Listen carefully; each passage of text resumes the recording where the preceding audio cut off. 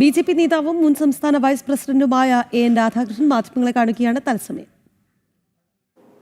കഴിഞ്ഞ തെരഞ്ഞെടുപ്പിൽ ഭാരതീയ ജനതാ പാർട്ടി ദേശീയ ജനാധിപത്യ സഖ്യം ജയിക്കാനുള്ള സാഹചര്യം ഒരുങ്ങുമ്പോൾ അവിടെ UDFന് കിട്ടിയത് 25% വോട്ടാണ്.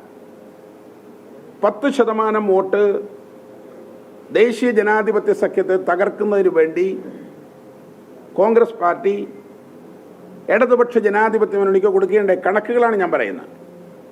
10% വോട്ടാണ് കോൺഗ്രസ് പാർട്ടി LDFന് കൊടുത്തത് BJPയെ തകർക്കുന്നതിന് വേണ്ടി.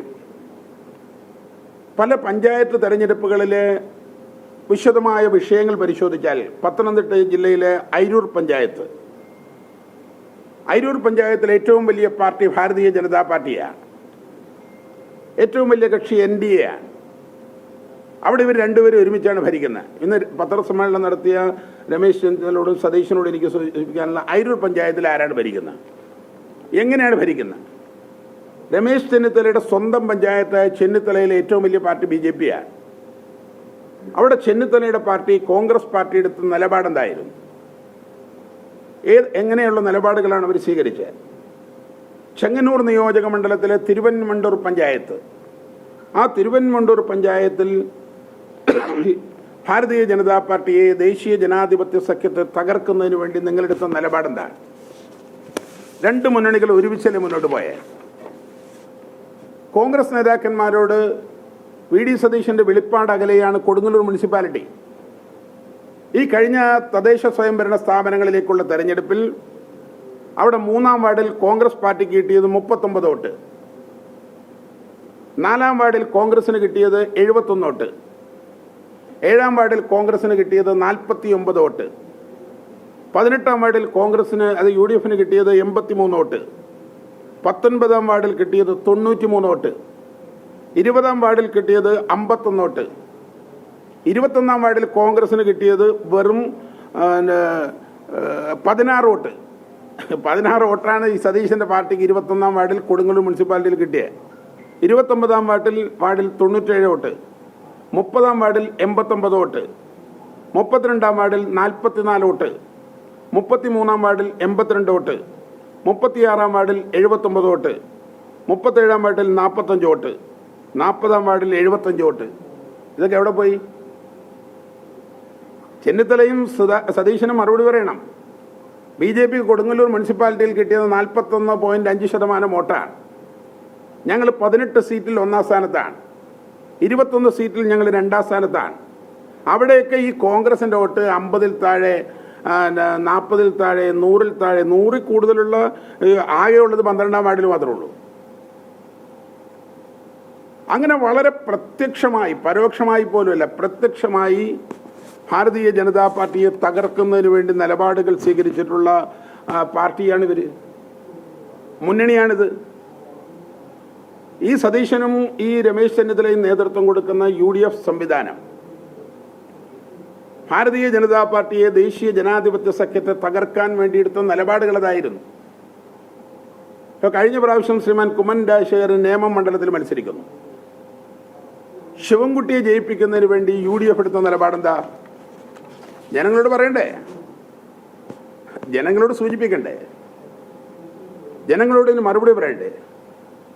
2024-ൽ തിരുവനന്തപുരം പാർലമെന്റ് നിയോജക മണ്ഡലത്തിൽ ദേശീയ ജനാധിപത്യ സഖ്യം ജയിക്കുമെന്നുള്ള സാഹചര്യം വരുമ്പോൾ CPIയുടെ ദുർബലനായ സ്ഥാനാർത്ഥിയെ നിർത്തി കോൺഗ്രസിന് ശശി തരൂരിന് അനുകൂലമായ സാഹചര്യമൊരുക്കി. അതല്ലേ ഉണ്ടായത്? വളരെ പരസ്യമായി പറഞ്ഞല്ലോ, അടുത്ത പ്രാവശ്യം കേരളത്തിൻ്റെ നിയമസഭയിൽ NDA പ്രതിനിധികൾ ഉണ്ടാകില്ല. അത് UDFും പറഞ്ഞു, LDF പറഞ്ഞു. ഒരു കാരണവശാലും ഇത് കേരളമാണ്, കേരളത്തിൽ ഒരു ഘട്ടത്തിലും ഞങ്ങൾ NDA സംവിധാനത്തെ, BJP സംവിധാനത്തെ നിയമസഭയിൽ എത്തിക്കില്ല എന്ന് പരസ്യമായി പറഞ്ഞു. എനിക്ക് കോൺഗ്രസ്സുകാരോട് സൂചിപ്പിക്കാനുള്ളത്, 2016-ലും 2021-ലും മഞ്ചേശ്വരം നിയോജക മണ്ഡലത്തിൽ നിങ്ങളെടുത്ത നിലപാടെന്താ? 2016-ൽ അബ്ദുൾ റസാഖിനെതിരെ ശ്രീമാൻ K. സുരേന്ദ്രൻ പരാജയപ്പെടുന്നത് 89 വോട്ടിനാണ്. LDFന്റെ വോട്ടോടെ പോയി. LDF ആർക്കാണ് വോട്ട് കൊടുത്തത്? 2021 ശ്രീമാൻ അഷ്റഫിനെതിരെ ശ്രീമാൻ കെ സുരേന്ദ്രൻ പരാജയപ്പെടുന്നത് 745 വോട്ടിനാണ്.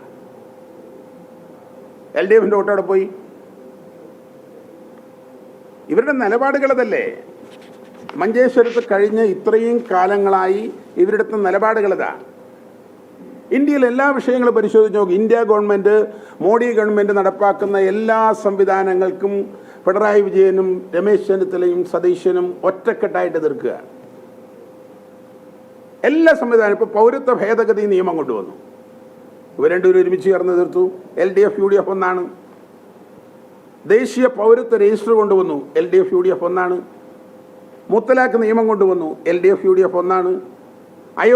അയോധ്യ രാമക്ഷേത്ര നിർമ്മാണം, LDF UDF ഒന്നാണ്. ശബരിമല വിഷയം, LDF UDF ഒന്നാണ്. ഒരു രാജ്യം ഒരു തെരഞ്ഞെടുപ്പ്, LDF UDF ഒന്നാണ്. ദേശീയ വിദ്യാഭ്യാസ നയം, LDF UDF ഒന്നാണ്. ഏകീകൃത സിവിൽ കോഡ്, LDF UDF ഒന്നാണ്. ഗവർണർമാരുടെ പങ്ക്, LDF UDF ഒന്നാണ്. NIA അധികാരപരിധി, LDF UDF ഒന്നാണ്. GST സംവിധാനം, LDF UDF ഒന്നാണ്. പൊതുമേഖലയിലെ സ്വകാര്യവൽക്കരണം, LDF UDF ഒന്നാണ്. മണ്ഡല പുനർനിർണയം, LDF UDF ഒന്നാണ്. UAPA ഭേദഗതികൾ, LDF UDF ഒന്നാണ്. പാലസ്തീൻ അനുകൂല റാലികൾ, LDF UDF ഒന്നാണ്. ലവ് ജിഹാദ്, LDF UDF ഒന്നാണ്. വോട്ടർ പട്ടിക പുതുക്കൽ, LDF UDF ഒന്നാണ്. ഏത് കാര്യത്തിലാണ് ഇവർ ഒന്നല്ലാത്ത? എല്ലാത്തിലും ഒന്നല്ലേ. LDF UDF കൂട്ടുകെട്ടല്ലേ രാജ്യത്ത് നിലനിൽക്കുന്നത്? ഇന്ത്യ സഖ്യമല്ലേ നിലനിൽക്കുന്നത്? ഇന്നലെ ശ്രീമാൻ സണ്ണി ജോസഫ് പറഞ്ഞല്ലോ, കേരളം വിട്ട് തമിഴ്നാട്ടിൽ പോയാൽ അവർ രാഹുൽ ഗാന്ധിയുടെ ഫോട്ടോ വയ്ക്കുകയാണെന്ന്. ഞങ്ങളാരും പറഞ്ഞാൽ അദ്ദേഹം തന്നെ പറഞ്ഞു രാഹുൽ ഗാന്ധിയുടെ ഫോട്ടോ വയ്ക്കുന്നു. അതല്ല ഇടപാട്. എല്ലാ വിഷയത്തിലും ഇവർ സമാനതകളില്ലാത്ത രീതിയിലുള്ള ഐക്യമാണ്. എല്ലാ വിഷയം. ഇപ്പോൾ ശബരിമലയിലെ കൊള്ള നടത്തി, സ്വർണ്ണക്കൊള്ള നടത്തി, അത് കമ്മ്യൂണിസ്റ്റുകാരൻ കൊള്ള നടത്തി. ആ കൊള്ള നടത്തിയ കോൺഗ്രസിന് എന്താ ബന്ധം? കോൺഗ്രസിന് ശ്രീമാൻ അടൂർ BJP നേതാവും മുൻ സംസ്ഥാന വൈസ് പ്രസിഡന്റുമായ N. രാധാകൃഷ്ണനാണ് മാധ്യമങ്ങളെ കണ്ടത്.